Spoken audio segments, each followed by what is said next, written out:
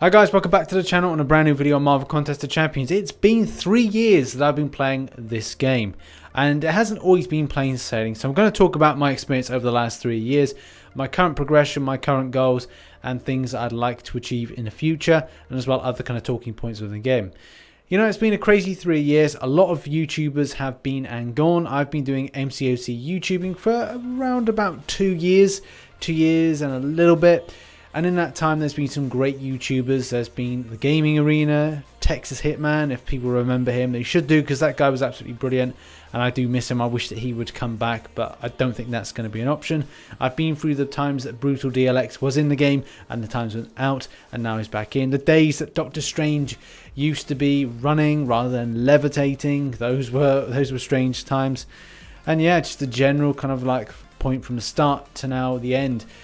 Granted, I didn't join the game until the January. It's like January the 17th, I think that's the date in which I joined the game. So I did miss out on that from day one, kind of like beta testing kind of crew back in the December of 2014. The first thing I want to talk about is rating. My rating is 453,000 at the moment, but that is largely increased based on the fact that I'm currently running Suicide Masteries. And if you're interested in what Suicide Masteries are, then you can find a link in the description to a video that I did, which was, I was for the holidays going to do my Suicide Masteries. And it's very rarely each time a year that you'll find me doing a long stretch of Suicide Masteries. But I'm finding that based on stuff with uncollected, except for this uncollected at the moment, this uncollected with Void is a bit annoying if you're running anything with a debuff, so not really advised for that. But still, I am utilizing characters that have very limited debuff or kind of detrimental effects. So yeah, I do recommend Suicides if you're looking to put increased amount of damage. And at the same time, I am enjoying doing a good chunk of Act 5, not all of it, some of Act 5 using Suicide Masteries. When it comes to champions, I've kind of increased my 2-star roster as and when these are being added. There have been a few little rarities now and again with characters like Angela going to very kind of Sony exclusive things. And likewise, the same can be said for other characters like the Thor, the Jane Foster Thor. That's one as well. And then there's a few others that kind of like came in from there, like Civil Warrior, Dormammu, Blade. Very rare 2-stars that you don't see anywhere else. These haven't been added to the Prem Crystals, and it hasn't been a big change since I started off in the game with regards to Prem Crystals.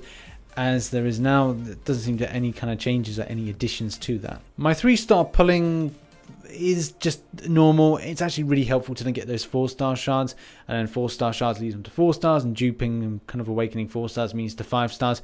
We all know the story with that. But when it comes to 3 stars, yes, using a lot of arena boosts, like arena boosts for 3 stars are really common to get nowadays, especially if you're doing a large amount of arena grind, and I do recommend using them when it comes to getting those milestones. You can really underestimate how much they can help you out with hitting those milestones. And the 3 stars are what are kind of increasing my rating. I think my rating wouldn't have anything if it wasn't for my 3 stars boosting that rating up. So here's when it makes the big difference and the characters and champions that I actually use. Please ignore the Void. The Void is there just for the community contributor program, and that, or creator contributor program, whatever it is. It's going to be gone fairly shortly. Anytime any of the content contributors, they get the character and then the character gets taken away. I don't normally agree with this kind of way of doing it. I would preferably like them to do something where there was a press account you can access for a certain amount of time and then you get taken away. It has been quite frustrating to have a games developer that doesn't want to exclusively work with YouTubers that much. And when it comes to comparisons, I'm going to have to unfortunately give the L to Kabam when it comes to this. It's taken well over 2 years to get to this point where we can actually kind of review champions, though I don't think that should be the only thing that we get allowed to do to kind of review them. And it does seem that we seem to get the lesser known champions, or the kind of the rebranding or reskinned ones, rather than ones that are notable in the comic book world. If I compare them to another developer that I'm dealing with at the moment called Tenet Games, they are doing some work with me with regards to the game War Wings, and it's a case that I just had to get in contact with them, show them a video or two that I've been making for them, and they've gone, yeah, okay, we want to work with you, and we're able to kind of give you more stuff, more resources for this stuff, as well as they're willing to promote me, which is something that Kabam have not done and are not willing to do. Now that's me being a bit overcritical, so let's just get back to the core facts and talk about 4 stars. Now what I really like is getting champions that I really wanted to get for a long time, like Wolverine was one of them. It was Thor, but he's not as useful as he was post 12.0 update. Blade is fantastic, and that's why he's at rank 5. I got an Archangel just recently, so that's a champion that I'm going to be putting up. I'm just waiting for a mutant advancement event or a level up event in order to utilize the rank up materials from there to get something back as well. I don't really have great usage for my 4 stars nowadays, based on the fact that I will be running a 4-star questing team for Alliance Quest.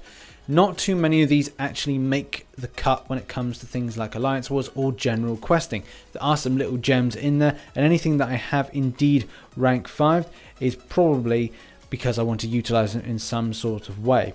So as you can see here, all of these rank 5s are justifiable, except for obviously Void. As I said, that is something that's going to be removed from my account very shortly. Let's talk about 5 stars now. And I've got Dormammu, I've got Captain Marvel, and I've got Blade as 3 champions that I really do enjoy. I am looking forward to ranking up Blade a lot more. And at the same time, on the 22nd of February, when we get those Blade crystals, hopefully it's a case that I can grind that guy out. The plan is with these champions to kind of make a strong 5-star roster by the end of February, and then utilize them to then complete a lot of Act 5. I'm trying to reduce down my spend of units, as well as reduce down my financial spend into the game, as well as kind of like time grind. I do want to play other games, and that's the problem. You'll end up grinding a lot of arena in order to get the units to propel yourself through Act 5. With the impending release of 6 stars this year, sometime in 2018, it is going to be a case that the value of 5 stars has gone down. We have seen the extensive amount of 5-star shards being given back to the community based on mistakes, based on Act 5, based on just general stuff in the game and calendars, that these things are much more easier to obtain. They weren't back in my day. I know that's kind of like, I weren't back in my day. Yeah, but when it comes to like the devaluation, that's a bit frustrating. If I consider the amount of money that I've put in the last couple of years based on 4 stars being the more valuable, it is disappointing to see that, because then it's just like, well, why should I bother spending if I'm not theoretically getting something I can just improve my roster? It's all about 5 stars. Unless you want to spend a lot of units, which then puts us in a big vicious round circle. But the main factor is, as soon as I get a 6-star, it's going to mean a lot more with stuff that I'm going to do in game. It also means that content like Labyrinth of Legends and Act 5 will become a little bit more easier, and your unit spend goes down if you can wait. And that's something that I think I'm going to be doing. Okay, so let's talk about goals. What do I plan to do? Well, the main plan is to complete Act 5. And I know a lot of people will kind of get like, well, why aren't you doing that now? Just timing, really. I wanted to grind up for Archangel, so that's taken 3 days of my life. The next thing is doing YouTube. Like, I don't want to do just one game. I want to do other games. So I think taking things at my own pace is important for me. And also, I want to reduce down my unit spend. So I'll probably wait until I've got potentially a Blade Awakened and a few other stronger 5 stars to then take into Act 5, knowing that I won't have to spend as much against the champions that are in there. What's my plan with Labyrinth of Legends? I do plan to do Labyrinth of Legends, I just don't know when. Potentially it will be at the end of March, or potentially it will be the end of April. It just depends on 6-star releases, what 5 stars I've got from my 5-star crystals. Have I got anything that's going to, improve my roster so much that it's going to make me go, do you know what, this is going to make it easier and my unit spend low?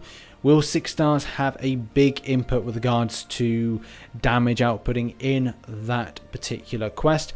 Don't know, but I'd rather wait and see if I can reduce down that unit spend in the wisest time possible. The main thing to really point out is I've been playing 3 years. I'm kind of a veteran of the stuff that has happened, the good and the bad, the times where myself and Seaton's kind of opinions and thoughts on 12.0 were then met by some larger internet company, and then there was a post run on there. People were, and that company, that news article, were then taking tweets that I've done.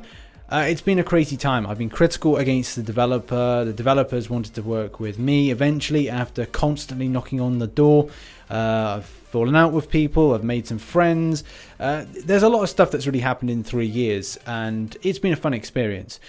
And will I still continue playing the game and doing stuff with it? Yeah, of course I will. We'll see how things go.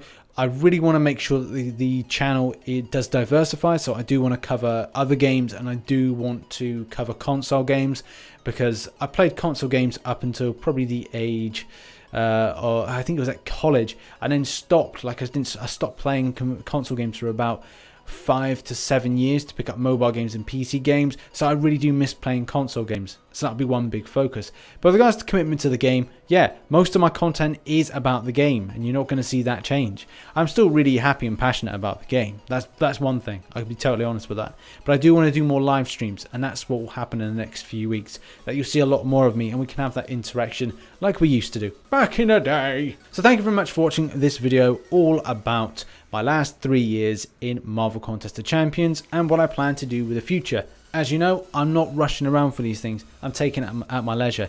I'm also making sure I do as much research in the stuff that I do, so that I can then relay that information to you and not rush into it. Because that's the problem. I would rather not spend quite so many units grinding out stuff, but at the same time know that I'm getting bang for my buck. Anyway, thanks very much for watching this video. If you enjoyed it, hit that like button, subscribe for more Marvel Contest of Champions based content, and I shall catch you on the flip side. Bye bye for now.